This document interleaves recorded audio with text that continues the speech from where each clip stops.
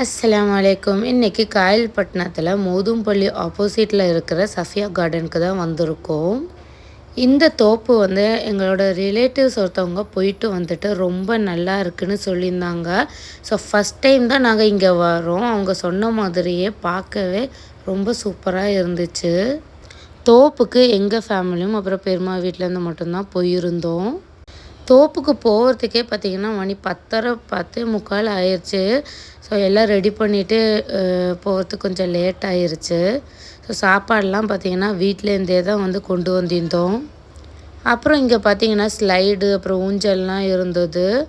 சைடில் ஃபிஷ்ஷு அதுக்கப்புறம் பேர்ட்ஸுன்னு சொல்லிட்டு எல்லாமே சைடில் இருந்தது.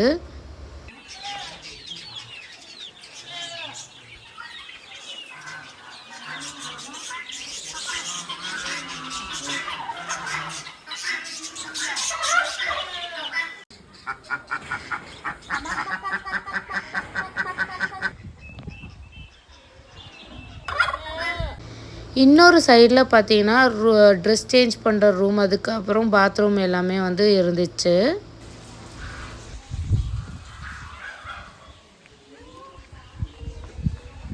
கடைசியாக பார்த்தீங்கன்னா ஸ்விம்மிங் பூலுக்கும் வந்தாச்சு. இது பார்த்திங்கன்னா உள்ளே போனதுக்கப்புறம் 2 ஸ்விம்மிங் பூல் இருக்குது.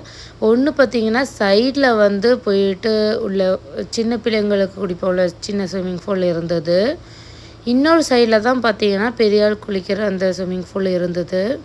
இது பெரிய ஸ்விம்மிங் பூல் தான். பார்க்கும்போதே அப்படியே தண்ணியில் இறங்கிடலாம் போல் இருந்துச்சு. அதுக்கப்புறம் தனியாக உட்காரத்துக்குன்னு ஸ்பேஸ் இருக்குது. கறி சுடுறதுக்குன்னு தனியாக ஸ்பேஸ் கொடுத்துருக்காங்க. தொழுவுறதுக்குன்னு தனியாக இருக்குது. ஸோ அதுக்கப்புறம் பிள்ளைகளெல்லாம் கொஞ்சம் நேரம் விளையாட விட்டுட்டு நேராக குளிக்க வந்தாச்சு ஸ்நாக்ஸ் எல்லாம் எடுத்துகிட்டு.